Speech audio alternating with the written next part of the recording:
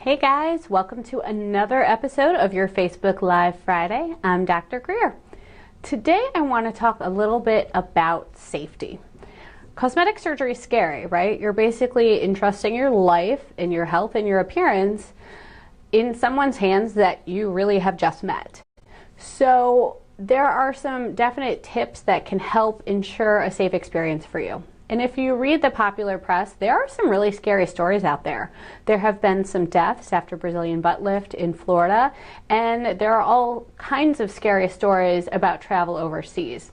So today I'm going to give you a couple of things to look out for, and then I'm also going to direct you to an article I wrote that was on Kevin MD, and it was actually shared on the American Society of Plastic Surgery Facebook page, so I want to give them a shout out.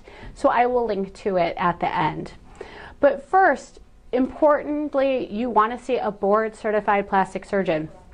Now, board certification is kind of weird because there's the American diplomat boards. They're like the overarching, they're the real boards. So your primary care doctor will be board certified in primary care.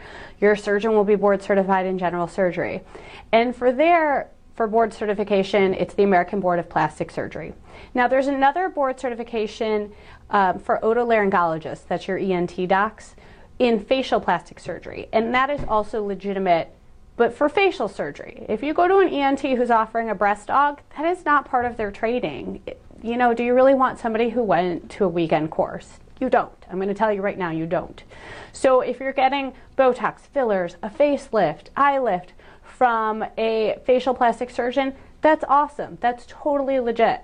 If you're getting an eye lift from an oculoplastic surgeon or an ophthalmologist, again, totally legit. But if you're getting anything else done in the world of plastic surgery, you want to be seeing somebody who's board certified by the American Society of Plastic Surgeons.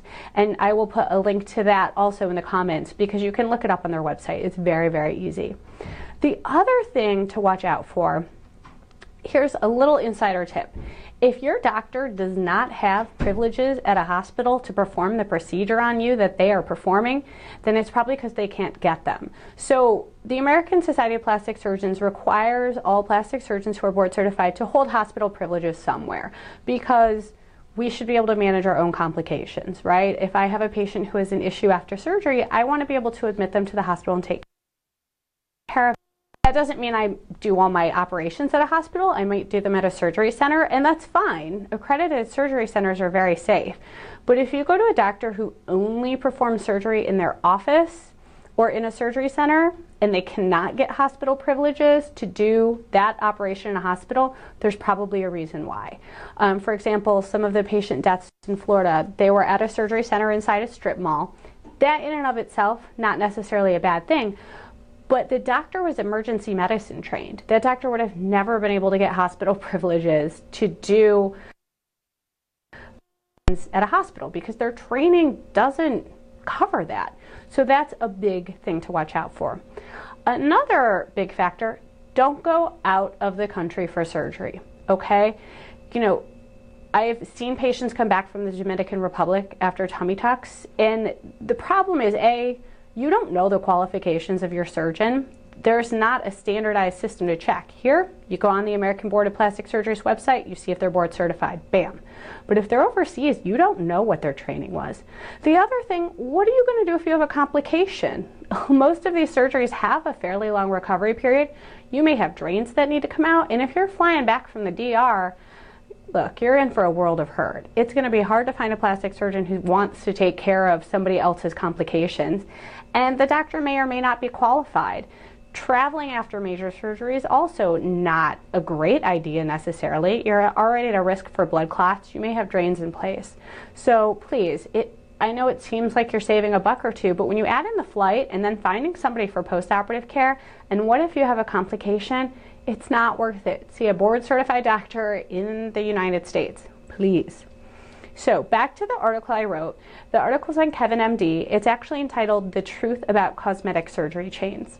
And if you have been part of my life over the past couple of years, you may or may not know that I used to work for Sotobello Body Contouring Centers. So they're a chain located here in Cleveland. I can't speak to their national safety or what the Cleveland branch is like now. At the time I worked there, I think we provided very good care for our patients.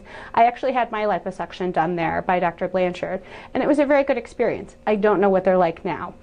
So I've got a lot of insider experience there. I also have many friends who worked at Lifestyle Lift before it went bankrupt. So I've got a little bit of an insider view of plastic surgery chains. And there are some definite things to look out for when you are on the patient side of looking for cosmetic surgery, whether you go to a chain or whether you go to a doctor in their own practice. So that article outlines those things to look for. Again, it's not speaking toward any one chain in particular, it's just to make sure that you have a safe experience as a patient. You definitely want to read that article.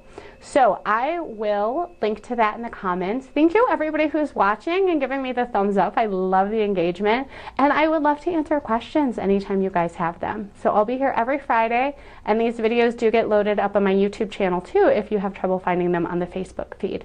Thanks so much, and you guys have a wonderful weekend.